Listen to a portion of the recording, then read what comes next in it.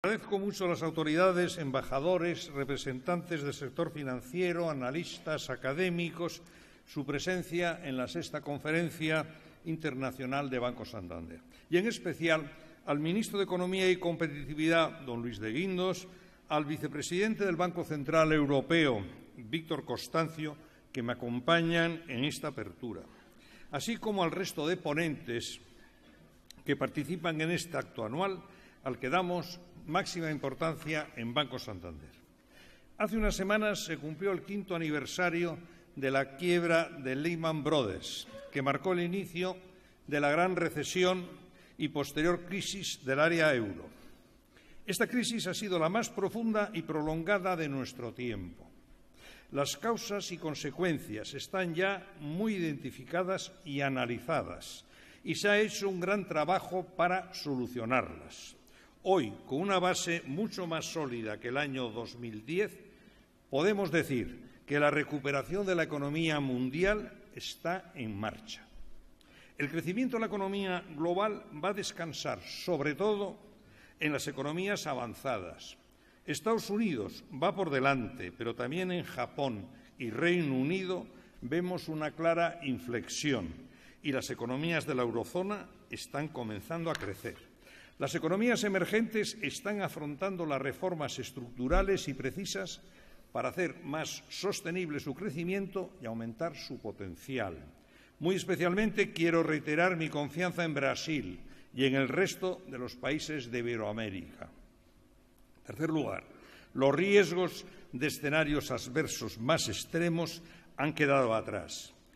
No tenemos más que recordar la situación y las dudas sobre la eurozona hace solo un año. Con este escenario económico más positivo, toca ahora hablar del futuro y del papel del sistema financiero. Es momento de valorar si el sistema financiero internacional sale de esta crisis reforzado, saneado y con las herramientas adecuadas para acompañar el crecimiento de la economía real. Mi intervención responde a dos grandes preguntas. ¿Se han hecho las reformas que necesitaba el sistema financiero internacional? ¿Está la banca preparada para cumplir con su función principal, es decir, la de proveer de suficiente crédito a la economía?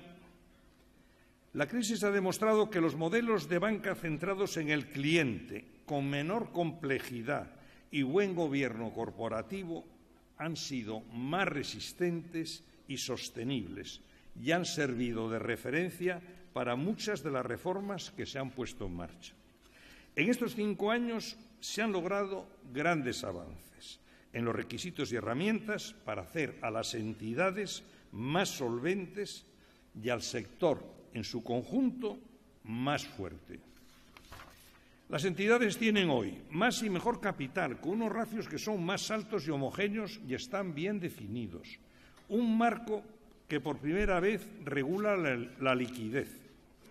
Esquemas de resolución de crisis, más foco y atención en la gestión de riesgos y una mayor transparencia.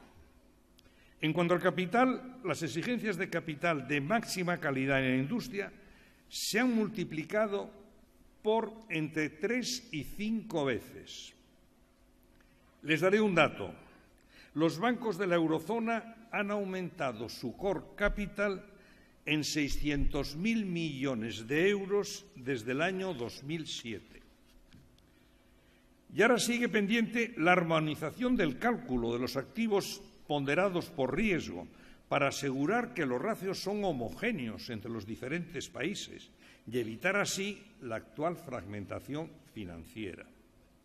Este es un punto importantísimo, pues se han detectado diferencias muy significativas, repito, muy significativas, que pueden dificultar la comparación de los ratios de solvencia entre las entidades de los Estados miembros del área euro e incluso perjudicar a los más conservadores.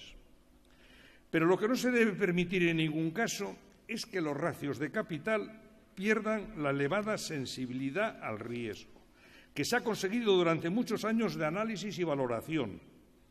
Sería un retroceso injustificable. El ratio de apalancamiento no puede convertirse en la primera referencia de solvencia de una entidad, ya que es una medición que no incorpora ninguna valoración del riesgo. Más aún, penaliza a las entidades por la tenencia de activos libres de riesgo o de riesgo muy bajo.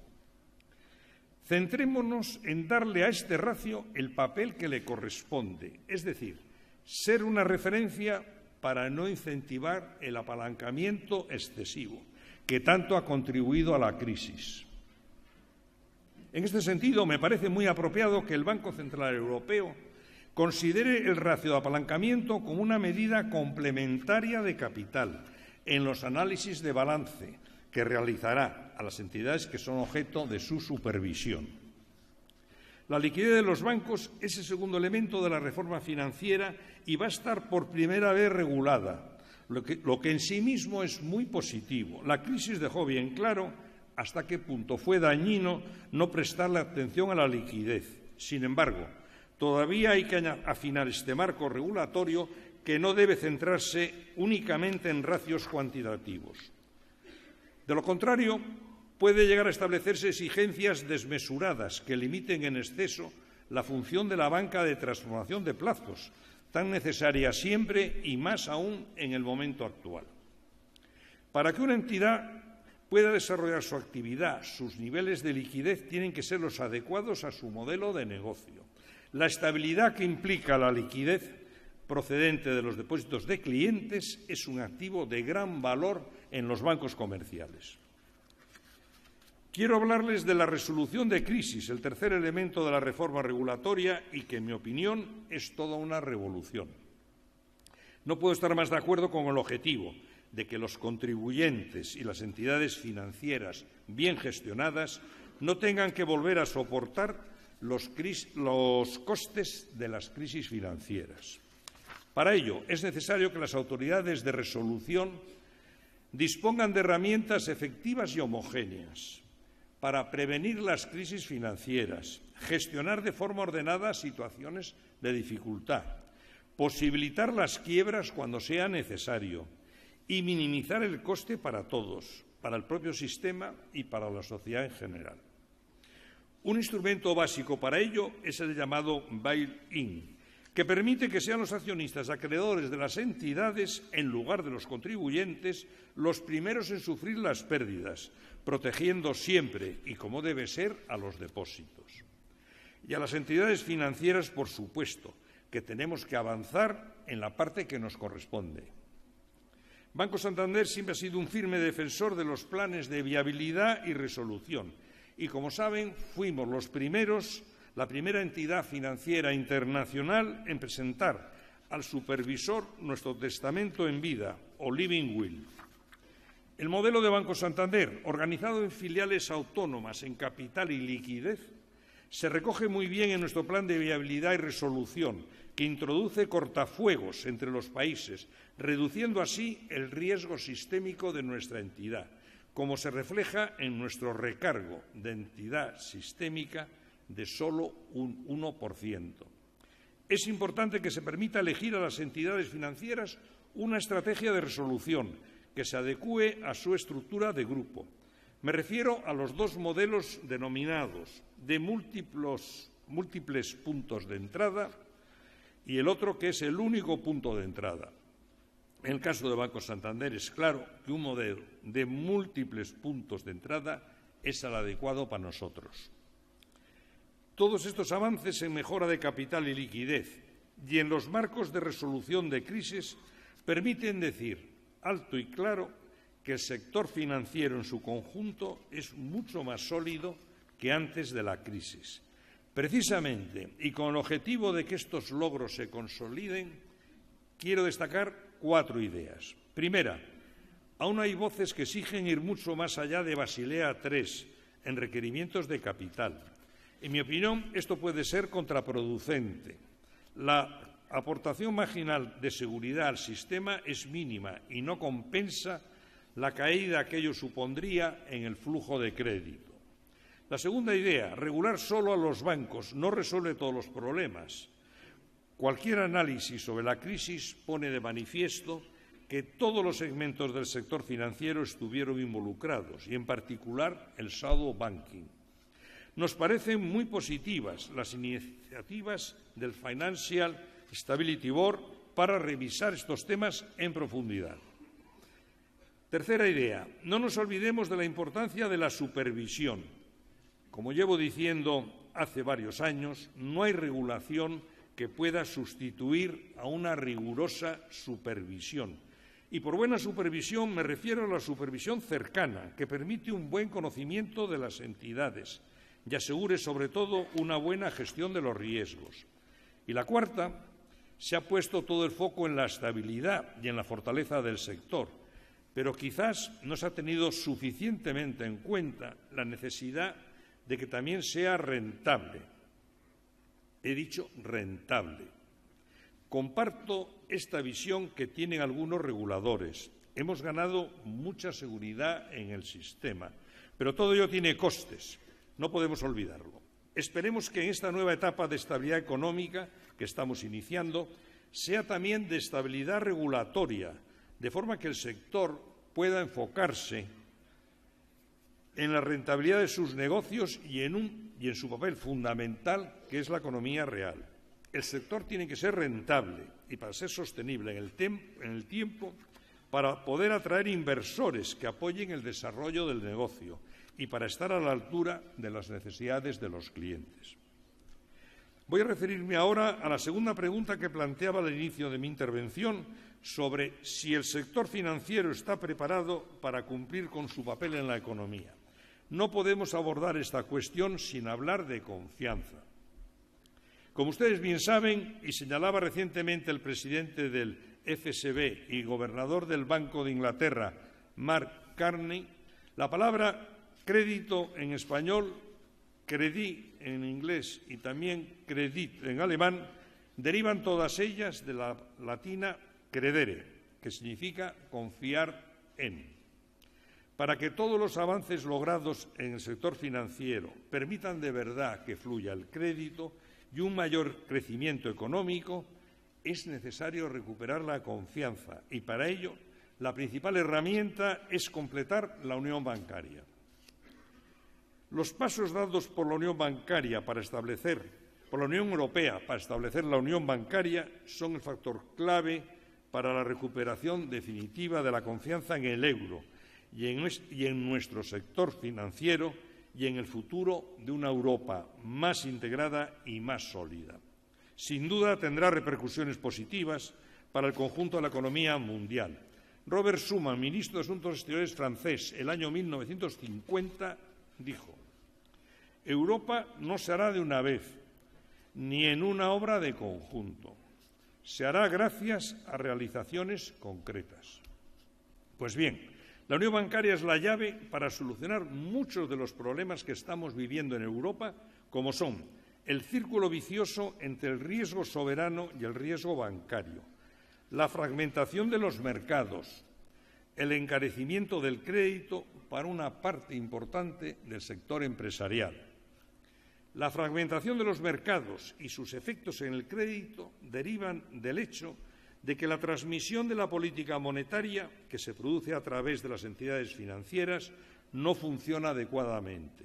Ello es debido a que los bancos, y esto es muy importante, dependiendo del país concreto donde tienen su sede, se ven penalizados por el riesgo soberano.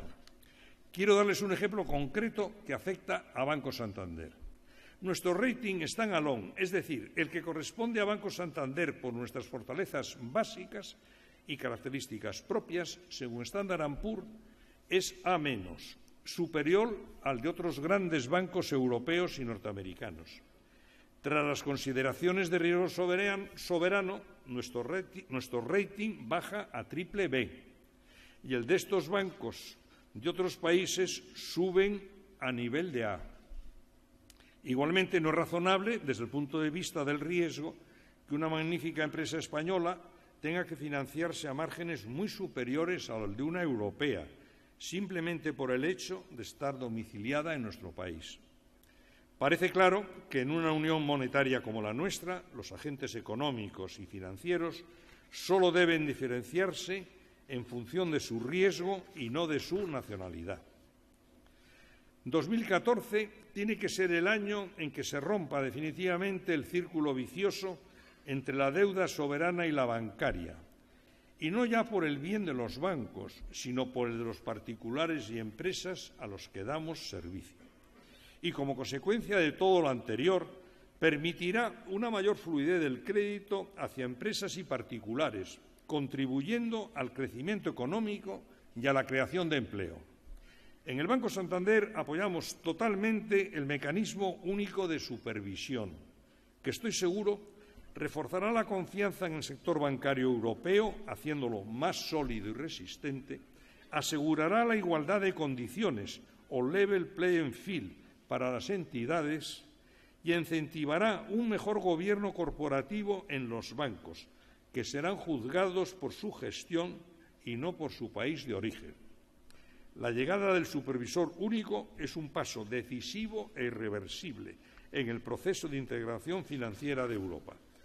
Pero la unión bancaria no estará completa sin un mecanismo único de resolución que facilite las herramientas para gestionar las crisis bancarias en Europa de una forma más eficaz y contundente y sin que estos procesos tengan nada que ver con la nacionalidad de la entidad. Para ello es necesario contar con una única autoridad, con poderes bien definidos y con acceso a un fondo único de resolución, que sea el recurso de última instancia en caso de crisis de cualquier entidad. Hay que trabajar de forma decidida en esta dirección y lograrlo más pronto que tarde. Hay ocasiones en que la prisa está justificada y, además, es posible hacerlo con ambición, asegurando unos cimientos fuertes y con toda la solidez que necesita el sector financiero europeo. En los próximos trimestres, incluso antes de la entrada en funcionamiento del supervisor único, se darán pasos importantes para avanzar en la Unión Europea, en la Unión Bancaria. Me refiero a la evaluación exhaustiva que el Banco Central Europeo realizará a las entidades que serán objeto de su supervisión y que consta de 3 elementos. Una evaluación del perfil global de riesgos de las entidades, una valoración de la calidad de las carteras o Asset Quality Review y un stress test que se hará en coordinación con las autoridades bancarias europeas, EBA. Desde Banco Santander valoramos muy positivamente este ejercicio por varias razones. Por su rigor y transparencia, porque utilizará definiciones homogéneas, lo que es fundamental para garantizar el level playing field, porque incorporará todo tipo de activos de dentro y fuera de balance, y con especial foco en los activos de mayor riesgo, porque los supervisores nacionales, que conocen bien las estrategias y modelo de negocio de las entidades, estarán implicadas en las diferentes fases. Y, además, porque el Banco Central Europeo velará en todo momento por la consistencia y la calidad de la información. No me cabe duda de que estos ejercicios son la oportunidad definitiva para discriminar y valorar a las entidades y zanjar de una vez por todas las dudas del sector en Europa. La experiencia en España, en este sentido, es contundente. El sector bancario español ha sido sometido a unos análisis pormenorizados en el marco del Memorandum of Understanding. Dicho marco ha permitido distinguir con toda claridad las entidades sanas de aquellas cuya solvencia y viabilidad estaba muy dañada, como era el caso de la mayoría de las cajas de ahorro, que son las que han recibido ayudas públicas.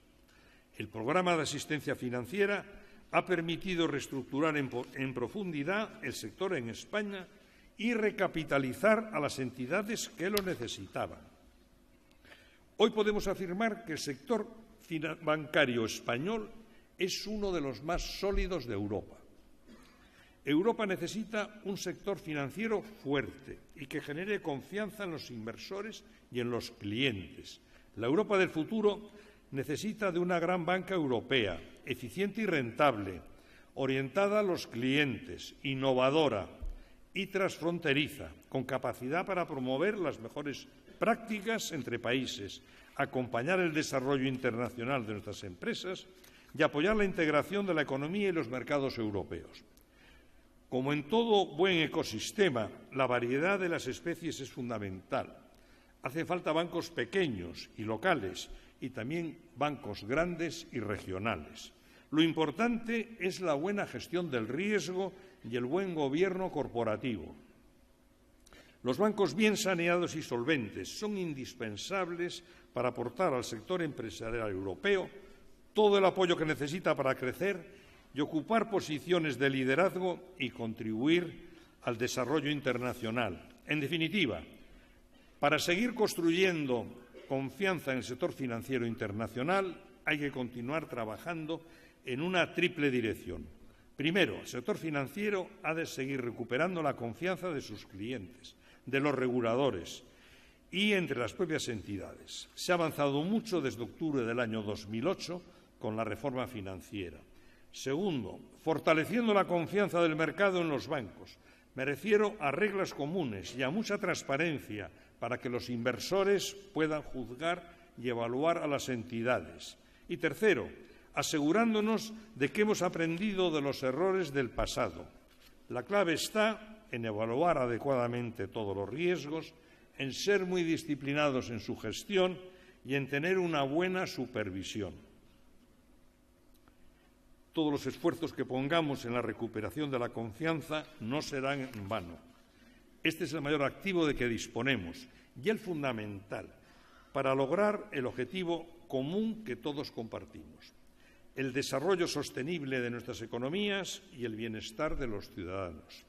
Como les decía, alcanzar la unión bancaria y a través de ella recuperar la confianza es la clave que necesitamos para que el crédito fluya con normalidad y consolidemos definitivamente la recuperación económica que ya está en marcha. Hemos recorrido ya un largo camino y, como les decía al principio de mi intervención, podemos empezar a mirar hacia el futuro con optimismo. Es el momento de que los bancos sean proactivos y centren todos sus esfuerzos en favorecer la creación de la riqueza y empleo. Podemos decir que la crisis ha terminado cuando se hable menos de los bancos y más de las empresas. En Banco Santander seguimos fieles a nuestro modelo de negocio y a la mejor tradición de la banca comercial internacional, con foco en el cliente, buen gobierno corporativo, fortaleza de capital y liquidez y con prudencia en la gestión de riesgos. Pueden ustedes estar seguros de que Banco Santander tenemos un compromiso muy claro con la recuperación y con el apoyo a las familias y a las empresas.